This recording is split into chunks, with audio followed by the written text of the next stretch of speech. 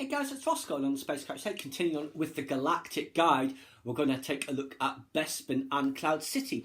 So here is the part of the galaxy it's located in, and obviously Mustafar is there, Hoth is there, and Bespin is there, so they're all in the same sector of space. So let's just see what it says about Bespin.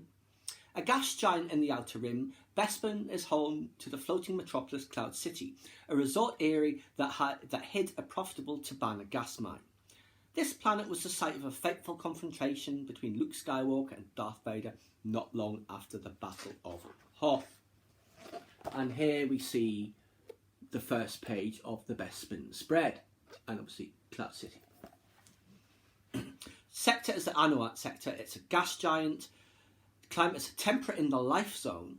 Diameter 118,000 kilometres. It has no terrain, of course. It's a gas giant. Rotation 12 standard hours.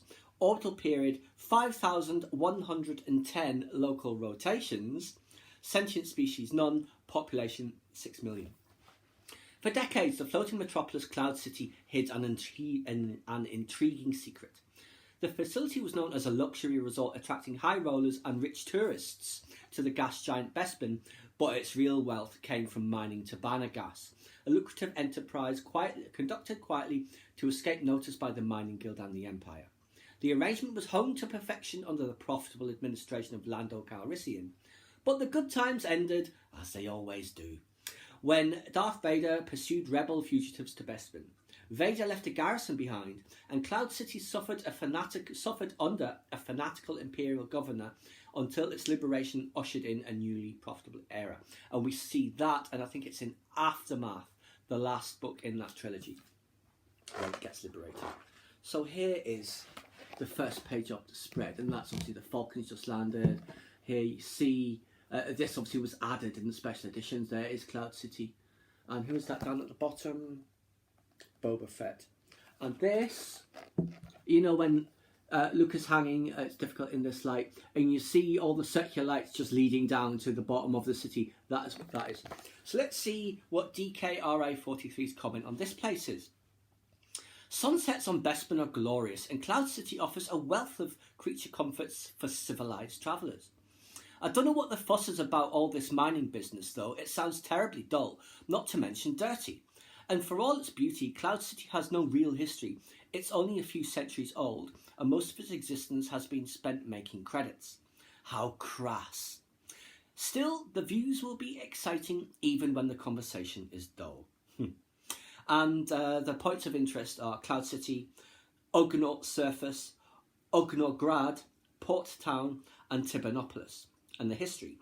Founded by a Corellian hyperspace scout turned entrepreneur, Cloud City is simultaneously a resort and a lucrative Tabana gas mine, which makes it an excellent place to strike a deal, hit it big, or both. Cloud City. Cloud City hovers in Bespin's life zone, a thin slice where the atmosphere is breathable and conditions are temperate. Venus has that as well, and probably other gas giants have something like that. That's actually based in real science, I guess. The upper levels are dotted with casinos, hotels, and luxe eateries, while the lower levels are dedicated to the processing of Tabana gas.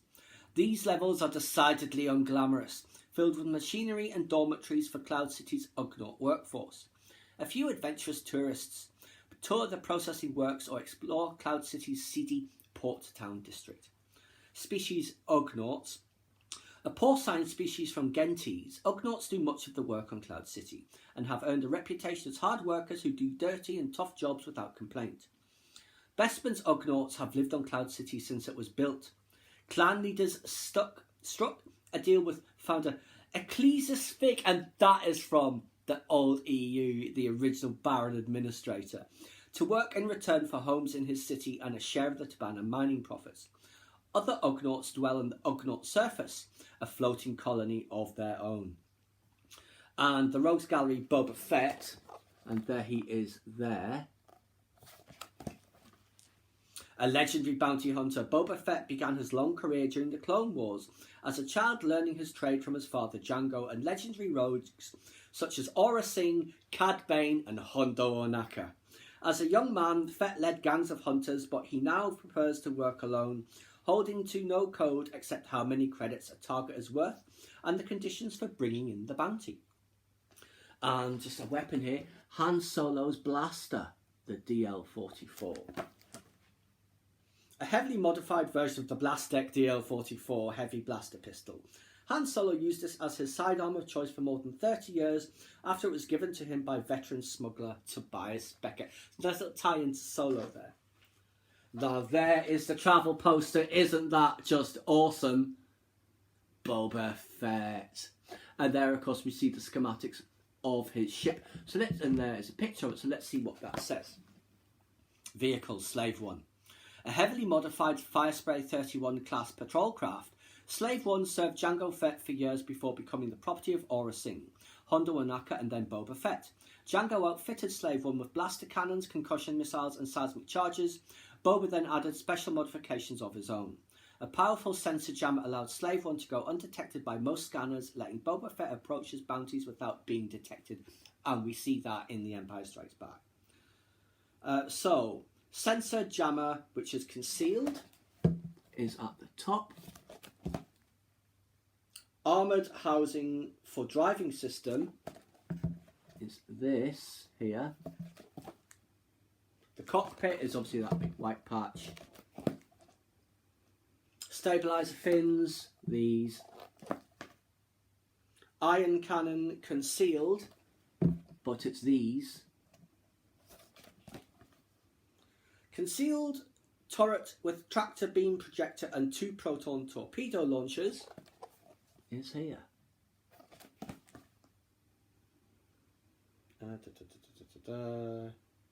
Main thrusters are these. Again, the cockpit.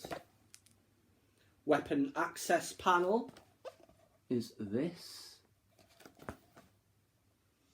Rotating twin blaster cannons, this. Boarding ramp, which is retracted, is obviously here.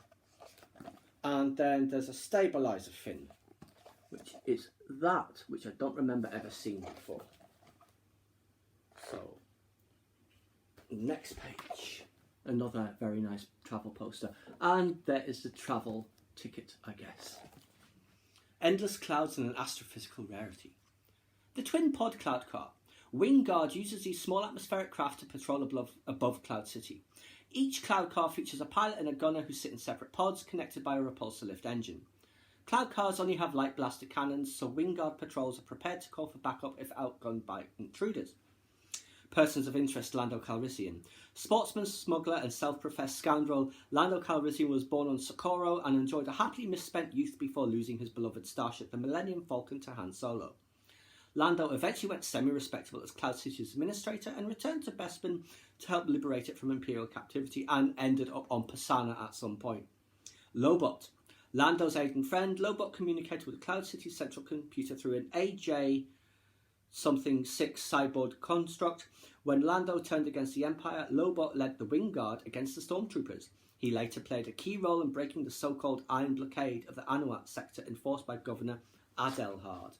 And that is the end of the Bespin spread.